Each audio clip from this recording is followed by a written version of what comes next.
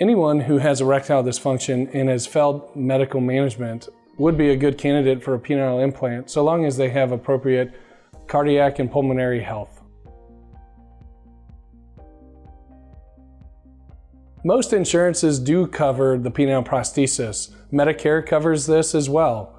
Sometimes there are specific insurance riders that do stop the penile prosthesis from having coverage, and Medicaid does not cover the penile prosthesis. There are many different types of penile prostheses available in the United States. There are two major companies, Coloplast and Boston Scientific. Generally speaking, the major type of penile prosthesis is the inflatable penile prosthesis. There is also something called a malleable penile prosthesis. The difference between a malleable penile prosthesis and an inflatable penile prosthesis is that a malleable penile prosthesis simply has a cylinder on each side of the penis. It is pressed down to conceal, and it is not entirely concealable. An inflatable penile prosthesis does have a natural flaccid type state when it is decompressed without fluid inside. It is then pumped up, and when you want to deflate it, it does deflate and go back to the flaccid state. The penile implant is sized based upon what the individual has. We do not make a one-size-fits-all type of penile implant, and therefore at the time of the operation, we utilize measuring tools to verify that each individual gets the appropriate sized prosthesis.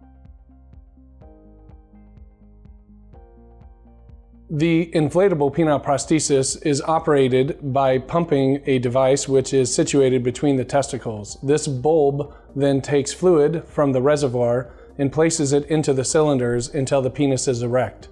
When the penis is erect, it stays erect until the individual uses the release valve to then allow for the fluid to go from the cylinders back to the reservoir and enter the flaccid state. I always do ask that a man with an inflatable penile prosthesis put a pump or two back in it, however, as this helps reset the valve and stops any further problems in the future. Oftentimes we are asked if a man with a penile prosthesis will have the same ability to ejaculate and the same sensation.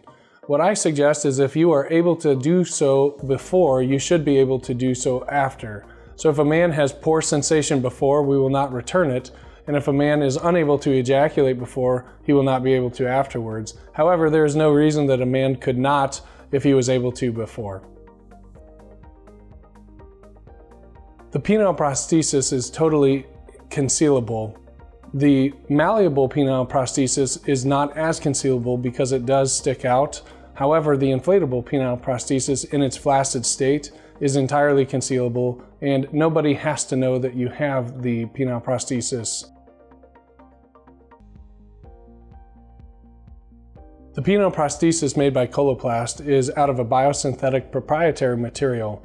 What is nice about this particular device is that it is hydrophilic, which means that it can absorb the antibiotic that it is dipped in, which does help prevent infection. The fluid that is within the penile prosthesis that is inflatable is saline. It is something that, if it were ever to rupture, would be completely compatible with your body and would never cause any issues. There are multiple ways to place a penile prosthesis, but I utilize the penoscrotal approach.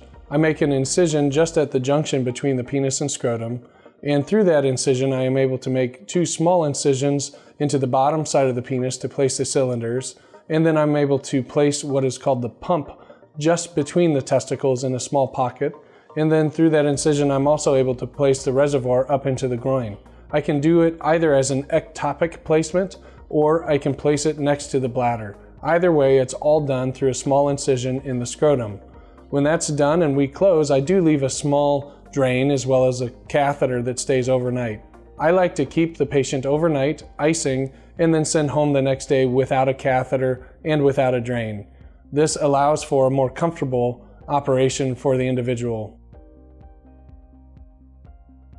Recovery time is variable based on the individual. However, generally speaking, there is 2 weeks of discomfort And by 4 weeks, if an individual is ready, we teach that person how to utilize the device.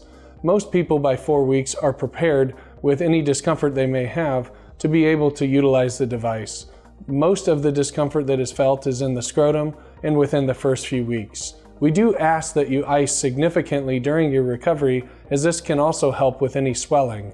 We also ask for a week or two that you don't do anything terribly strenuous for the same reasons.